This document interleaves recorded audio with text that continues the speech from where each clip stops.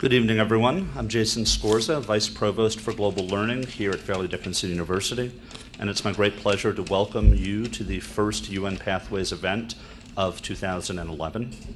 This evening, we are grateful to be receiving His Excellency Ambassador Pablo Solôn of Bolivia. Also in the house with us today is His Excellency Ambassador Rafael Archando, who we will hopefully have a chance to meet a little bit later in the evening's program. What I'd like to do first is explain the ground rules for our evening tonight.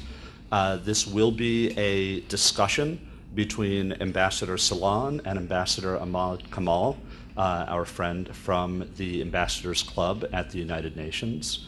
After the conversation, there will be time for Q&A, and I will call on people, and one of the young folks will come around with a wireless mic so you can ask your questions. I need to advise you that this program is being recorded, so please silence your cell phones and be aware that any noise you make moving around the room will get picked up by the microphone, so try to be as quiet as you can. Without further ado, I'd like to turn things over to Ambassador Kamal and Ambassador Solôn. Thank you, sir. Ambassador Solôn, I have been studying you ever since you arrived in New York at the United Nations. And you fascinate me because you have such a varied degree of competence. You have been working in the field of indigenous populations. You have been a trade negotiator, including negotiations with the European Union. You have been a social activist. You worked a lot in South American integration. You've published a lot. You've published in audiovisual publications, and you've run a foundation which carries your own name, the Solôn Foundation. How is it that a person who is as young as you has managed to do so much in such a short time? Or are you, in some disguised fashion, much older than you really look? Yes.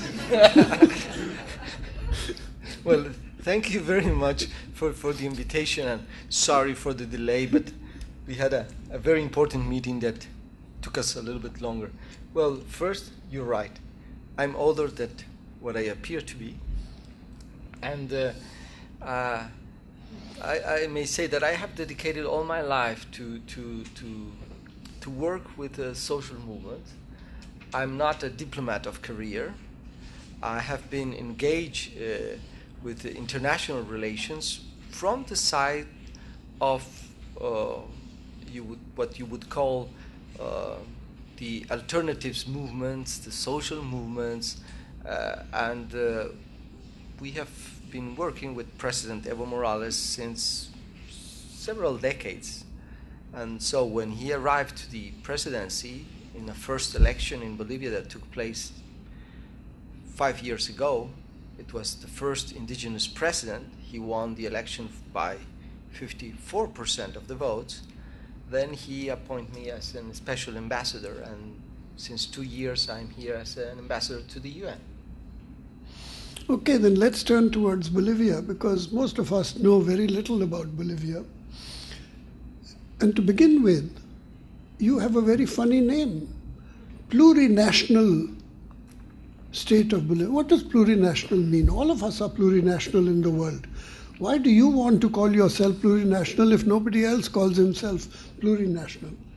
America is a plurinational state, Pakistan is a plurinational state, but only you advertise yourself as plurinational. What does it mean?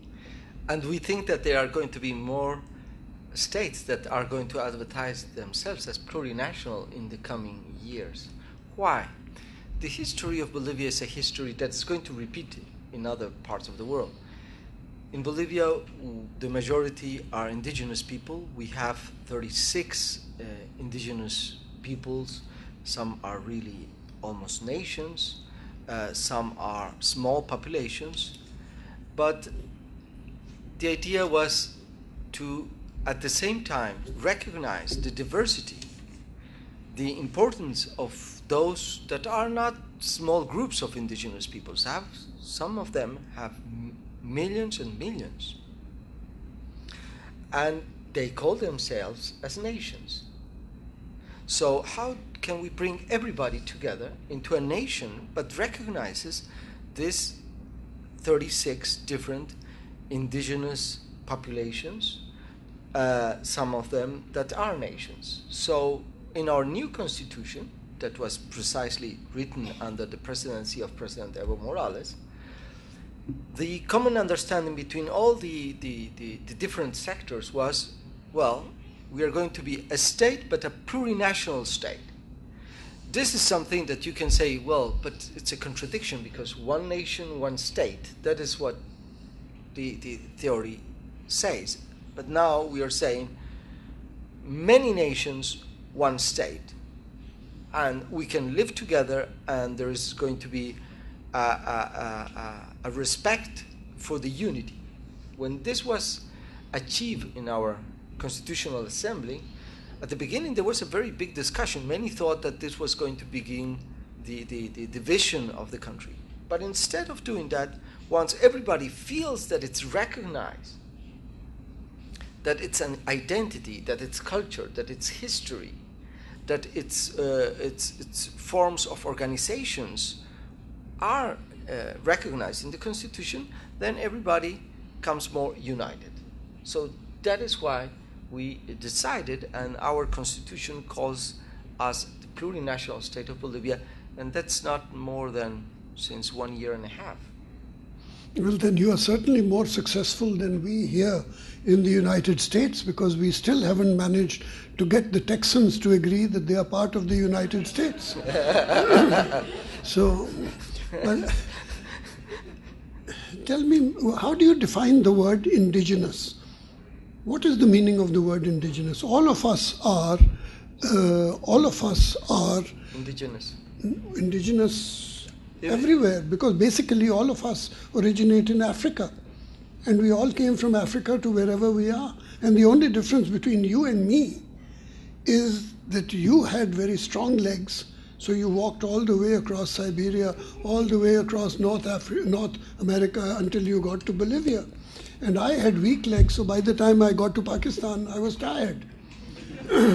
But we are all immigrants from indigenous East Africa.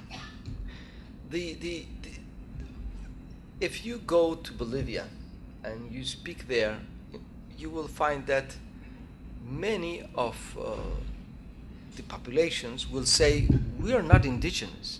We are Aymaras, we are Quechuas, we are Guaranis. The name indigenous was imposed by the colonizers. It's not our name. We as nations, as peoples, are from Mojos, Yuquis. We have a name. So it is the consequence of why we call ourselves indigenous is because of 500 years of colonization. And we have to use a term that has been imposed because they thought they managed to call us in that way.